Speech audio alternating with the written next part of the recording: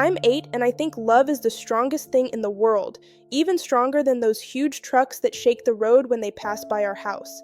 I believe that if you love someone enough, they stop being sad or angry or broken, like you can hug the bad parts out of them the same way mom squeezes juice out of oranges. I don't say this out loud, but I'm pretty sure I'll be the kind of person who fixes people just by being there. Right now, I live with mom and her boyfriend, who sometimes laughs too loud and sometimes doesn't talk at all, and I don't understand how someone can switch so fast. When he gets quiet, mom looks worried, so I sit close to her and tell her silly things I made up at school to make her smile. I think that's what love does. It changes things. When I grow up, I'll find someone who's hurting and make them better. I'll tell them jokes when they're angry, and they'll stop being angry because who can stay angry when someone loves them so much? I see people yelling on the street sometimes, grown-ups with tired faces, and I think maybe they just never had someone who tried hard enough. I won't let that happen to the person I love. I'll learn how to calm them down, like giving hot tea to someone shivering. I imagine us sitting on a couch with a blanket, and if they ever slam a door, I'll wait right outside until they open it, because that's what caring means. I won't give up like other adults do. I'll be patient, I'll be brave, I'll be everything they need. Sometimes I think about mom crying in the bathroom when she thinks we don't hear. I sit on the floor and press my ear to the cold door, and I promise myself, when I'm big, no one I love will cry because they feel alone. I'll fix everything. I'll fix them. I'll fix us. Kids at school say people don't change, but they're just kids. What do they know? I've seen characters change in movies all the time. One good person shows up, and suddenly everything becomes different. I'll be that person. When I imagine my future, I see myself holding someone's hand and telling them it's okay, that we'll get through anything, and they'll believe me because my voice will be steady and warm. I won't run away when things get hard. I'll stay. Staying feels like the bravest thing. I want to be brave. I want to be someone who never lets go, even if the other person is heavy like a big backpack filled with rocks. I'll carry them until they can walk on their own. That's what love is, I think, helping someone become the best version of themselves. I don't understand why adults act like it's impossible. Maybe they just didn't try long enough. I won't make that mistake. When I grow up, I'll choose someone who needs me. Someone who just needs a little more love, a little more patience, a little more me. And I'll give it all. I'll show them how good life can be if someone doesn't give up. I'll make them better.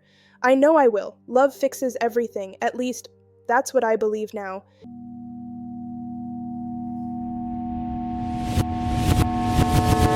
I don't know the exact moment when I stopped believing I could fix someone, the way a child believes a bent toy can be straightened if you press hard enough, but I remember the feeling of it slipping away, like holding water in my hands and watching it find every gap.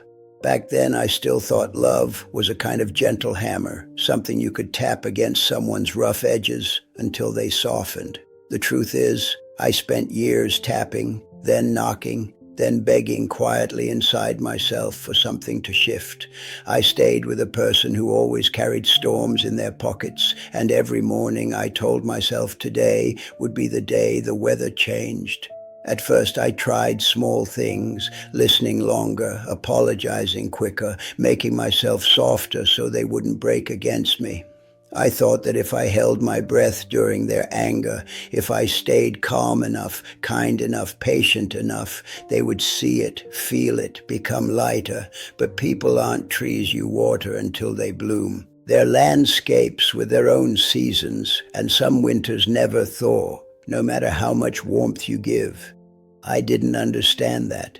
I kept thinking I was just one gesture away from turning the whole thing around. One more conversation, one more promise, one more chance. I spent years collecting those chances like loose coins, saving them for a future where everything finally clicked, not realizing time doesn't wait for breakthroughs. It moves even when you're standing still. The compromises started small, ignoring the way they spoke to me when they were irritated, telling myself everyone has bad days, then skipping dinner with friends because they didn't want me to go, then pretending not to notice when they shut down for hours or days, leaving me trying to fix a silence I didn't create. I thought patience was love. I thought endurance was loyalty. I thought devotion meant staying no matter what. I didn't see how slowly I was disappearing inside my own life, how the boy who once believed he could fix everything grew into a man who fixed nothing except excuses.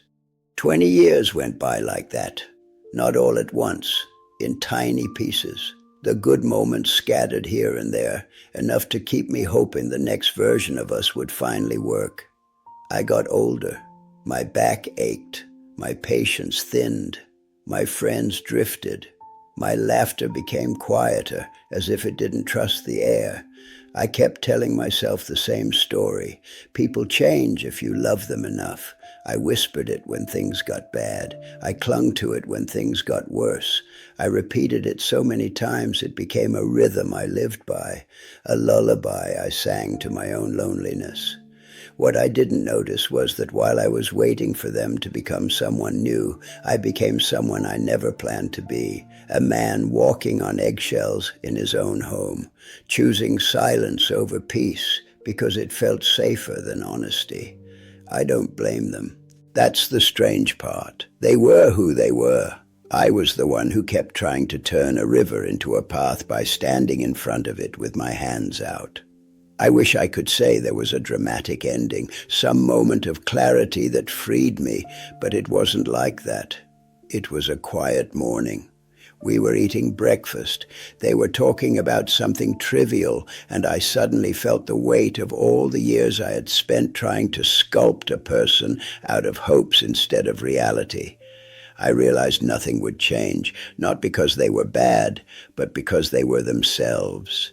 And I realized I hadn't been myself in a very long time. There's a kind of grief that comes not from losing someone, but from noticing how much of yourself you traded away while trying to keep them close. I felt that grief like a soft ache behind my ribs. I didn't leave that day. I didn't leave that week. Change, when it finally comes, is slow and tired. But something inside me stopped trying.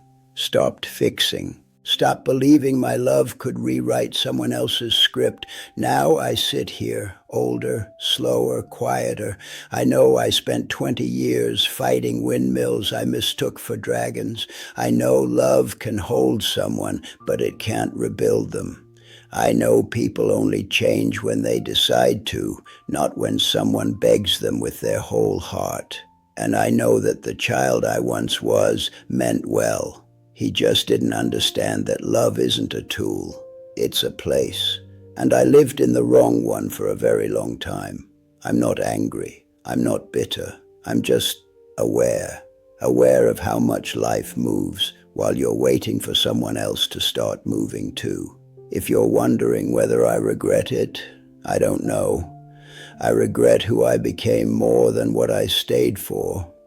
I regret the silence I swallowed. I regret the years I traded for a hope that never asked to be saved. But regret isn't the whole story. The whole story is simple. I thought love could change them. Instead, it changed me, and not in the way I hoped. In the end, there isn't a lesson, just a quiet understanding I carry like an old photograph in my pocket. People are who they are, and love doesn't rewrite anyone the way I once imagined. I spent years trying to guide a tide with my bare hands, thinking devotion could bend its shape. It didn't. And now, with more years behind me than ahead, I don't pretend to know what anyone else should do. If someone listening stands where I once stood, maybe they'll feel something shift inside. Or maybe they won't. I'm not here to persuade. I'm just telling the truth of one life, the only one I had.